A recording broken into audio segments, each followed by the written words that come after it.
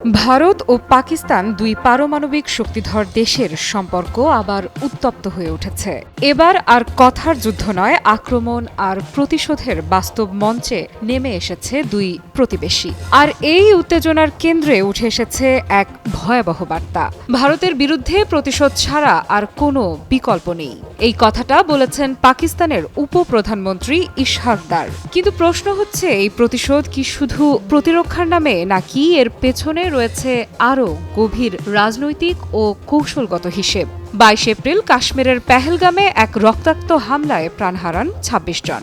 ভারত সরাসরি এই হামলার দায় চাপায় পাকিস্তানের ওপর। আর তার জবাবে ৭ মে দিবাগত রাতে ভারত মিসাইল হামলা চালায় পাকিস্তানে। পাকিস্তানও চুপ করে থাকেনি, একের পর এক ড্রোন, যুদ্ধবিমান গুলি করে ভূপাতিত করেছে বলে দাবি করে শেহবাজের দেশ। এবার পাকিস্তান সরাসরি বলছে, আর ধৈর্য নেই, এবার প্রতিশোধ ছাড়া উপায় নেই। ইশহাক দারের ভাষায়, আমরা ভারতকে আধিপত্য বিস্তার করতে দেব না। আমরা যে অভিযান শুরু করেছি তা শেষ হবে, তবে কিভাবে শেষ হবে তা নির্ভর করছে ভারতের আচরণের ওপর। এই বক্তব্য শুধু এক প্রতিক্রিয়া নয়, এটা এক ধরনের হুঁশিয়ারি। কিন্তু এই প্রতিশোধের রাজনীতি কাদের জন্য?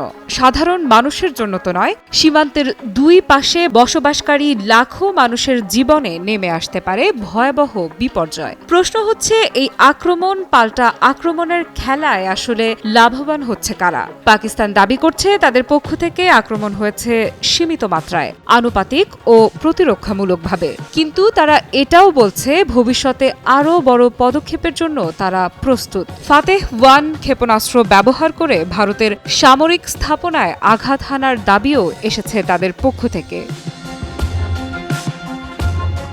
অন্যদিকে ভারত বলছে তারা শুধুমাত্র নিরাপত্তা রক্ষার স্বার্থেই হামলা চালিয়েছে। কিন্তু বাস্তবতা হলো, এই দফায় দুই দেশের মধ্যে ঘটে যাওয়া সামরিক উত্তেজনা বিগত কয়েক দশকের মধ্যে অন্যতম গুরুতর ঘটনা। এই পরিস্থিতিতে আন্তর্জাতিক সম্প্রদায়ের ভূমিকা নিয়েও প্রশ্ন উঠছে। দুই পারমাণবিক শক্তিধর দেশের মধ্যে সংঘর্ষের আশঙ্কা থাকলেও এখনও বড় কোনো তৃতীয় পক্ষ সামনে এসে মধ্যস্থতার আহ্বান জানায়নি। এই মুহূর্তে সবচেয়ে বেশি প্রয়োজন দায়িত্বশীল সিদ্ধান্ত, সংযম এবং কূটনৈতিক প্রচেষ্টা। যুদ্ধ কখনোই স্থায়ী সমাধান হতে পারে না।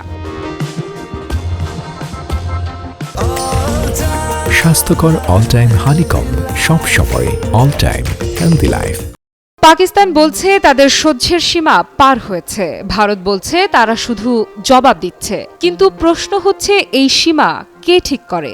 আর এই জবাবের মূল্য আসলে কে দিচ্ছে? সাধারণ মানুষ, সীমান্তবর্তী গ্রামবাসী, স্কুলের শিশু, নাকি একমাত্র সন্তান হারানো মা? আমরা জানি এই উত্তেজনা হঠাৎ করে থেমে যাবে না, কিন্তু থামাতে হবে। কারণ দুই দেশের হাতে আছে এমন অস্ত্র যার ব্যবহার এই উপমহাদেশের মানচিত্রই বদলে দিতে পারে। তাই এখন সময় উস্কানি নয়, শান্তির ডাক শোনার। এখন প্রয়োজন আগুনের গোলায় নয়, আলোচনার টেবিলে বসার। আফ্রিদা ইফরাত, নিউজ 24।